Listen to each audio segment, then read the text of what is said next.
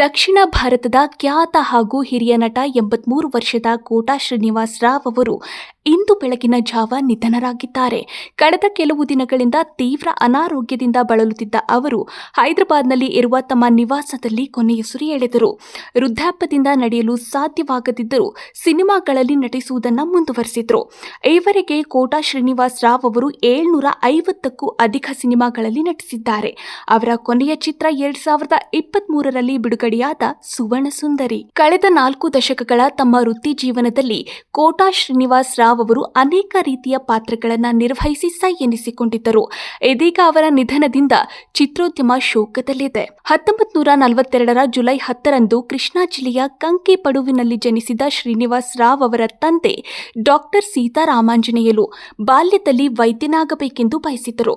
ಶಾಲಾ ದಿನಗಳಲ್ಲಿ ನಾಟಕಗಳಲ್ಲಿ ಕಾಣಿಸಿಕೊಂಡ ನಂತರ ನಟನೆಯಲ್ಲಿ ಆಸಕ್ತಿ ಬೆಳೆಸಿಕೊಂಡು ನಟನೆಯನ್ನೇ ತಮ್ಮ ವೃತ್ತಿಯನ್ನಾಗಿ ಮಾಡಿಕೊಂಡರು. ತೆಲುಗು ಮಾತ್ರವಲ್ಲದೆ ತಮಿಳು, ಹಿಂದಿ, ಕನ್ನಡ ಮತ್ತು ಮಲಯಾಳಂ ಸಿನಿಮಾಗಳಲ್ಲಿ ಕೂಡ ನಟಿಸಿದ್ರು.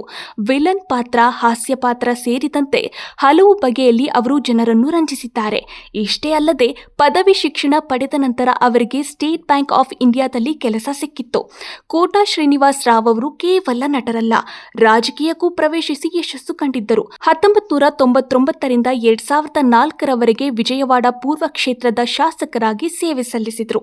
ಕನ್ನಡದ ಲೇಡಿ ಕಮಿಷನರ್, ರಕ್ತ ಕಣ್ಣೀರು, ಲವ್, ನಮ್ಮ ಬಸವ, ನಮ್ಮಣ್ಣ, ಶ್ರೀಮತಿ, ಕಬ್ಜಾ ಮುಂತಾದ ಸಿನಿಮಾಗಳಲ್ಲಿ ನಟಿಸಿದ್ದಾರೆ.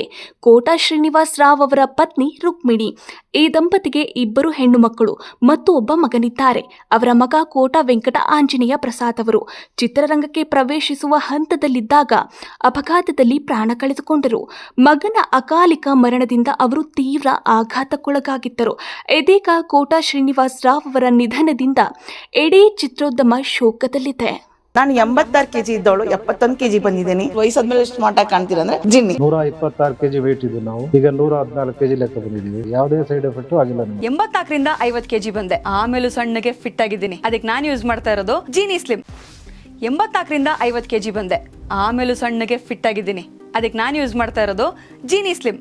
ಸಣ್ಣ ಆಗಕ್ಕೆ ಜೀನಿ ಸ್ಲಿಮ್ ಯೂಸ್ ಮಾಡದೆ ಹೆಲ್ದಿನೂ ಅದೇ. ನೀವು ಸಣ್ಣ ಆಗ್ಬೇಕಾ, ಹೆಲ್ದಿ ಆಗ್ಬೇಕಾ? ಹಾಗಿದ್ರೆ ಜೀನಿ ಸ್ಲಿಮ್ ಯೂಸ್ ಮಾಡಿ. ಸಣ್ಣ ಆಗೋದಕ್ಕೆ ಯಾವುದೋ ಪ್ರಾಡಕ್ಟ್ ಹೇಳ್ತಾ ಇದ್ದಾಳೆ, ಏನಾದರೂ ಸೈಡ್ ಎಫೆಕ್ಟ್ಸ್ ಇದೆ ಅಂತ ಯೋಚನೆ ಮಾಡ್ತಾ ಇದ್ದೀರಾ? ಖಂಡಿತ ಇಲ್ಲ. ಯಾಕಂದರೆ ಇದು ಕೆಮಿಕಲ್ ಫ್ರೀ. ಸಣ್ಣ ಆಗಬೇಕು ಅಂದರೆ ಜೀನಿ ಸ್ಲಿಮ್ ಯೂಸ್ ಮಾಡಿ. ಹೆಚ್ಚಿನ ಮಾಹಿತಿಗೆ ಕೆಳಗೆ ಡಿಸ್ಪ್ಲೇ ಆಗ್ತಿರೋ ನಂಬರ್ಗೆ ಕಾಲ್ ಮಾಡಿ.